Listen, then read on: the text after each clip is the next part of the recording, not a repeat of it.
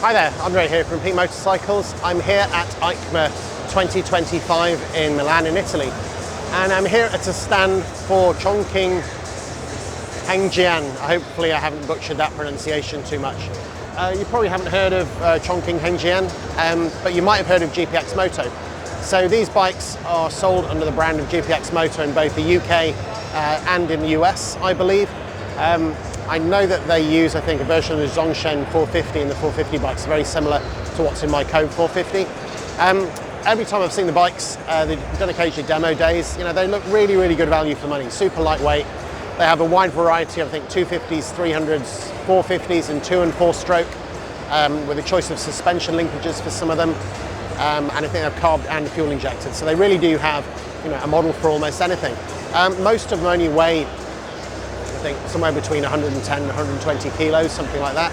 And they're really nicely finished. And they run at between, I think, 5,000 and 6,000 pounds, maybe even 5.5. Anyway, I'll show you what they have on the stand here, and then you can try and work out what that is in your local brand. So the first one we have here is the Z300, and this is a 300cc two-stroke.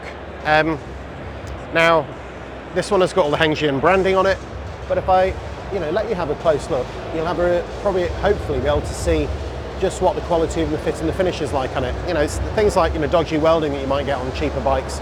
A lot of these billeted parts that are on there just look really, really well made. If I come up and show you all this billeted aluminium clamps, the handlebar clamps, all looks really, really nice. I mean, this does have an ignition key and a dash.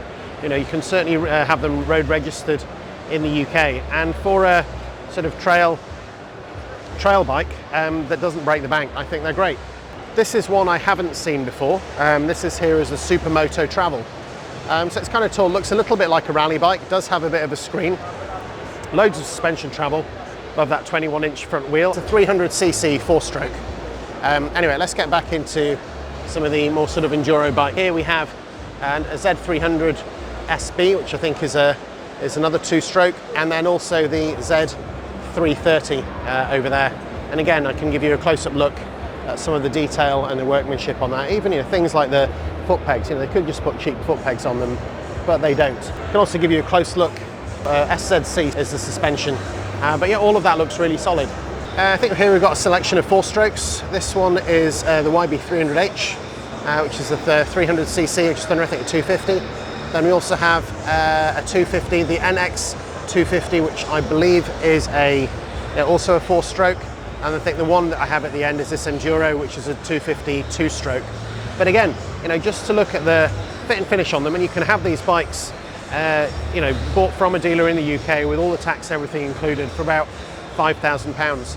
Now, if you think that something like a Honda CRF 300, you'll be paying about £1,000 more for a bike that weighs 30 to 40 kilos more.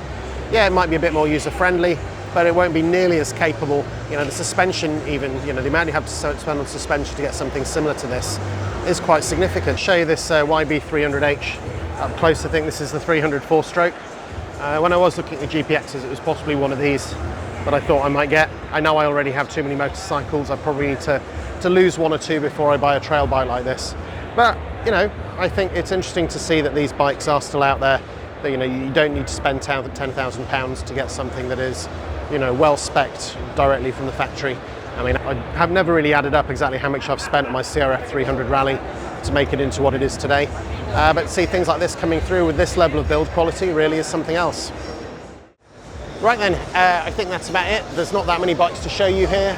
They all kind of look the same, so they're probably the sort of thing you have to ride rather than just seeing them at a show and having somebody tell you which is a 300, which is a 450, which is a 250 and which is a two-stroke or four-stroke. Nevertheless, if you have access to Chongqing Hengjian motorcycles or even GPXMoto, I would certainly give them a look. I think they're exceptional value for money, and yeah, if they're available in your neck of the woods, you should look them up. Right then, that's it. On to the next stand. Thanks for watching.